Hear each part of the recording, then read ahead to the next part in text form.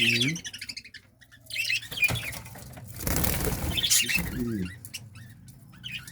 ওর ভিতরে কি? হুম,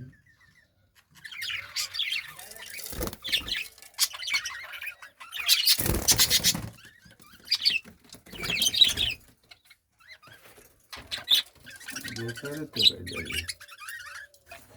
দেখে দেওয়া হয়েছে না সব বাবু করে।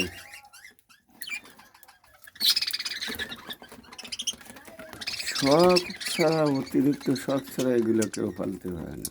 আমার ছোটো ছেলেটার সবসময় শখ পাখিটার উপরে। সিংহ হচ্ছে যে যাওয়াতে আমি একটু আমার গাড়ি পড়েছে।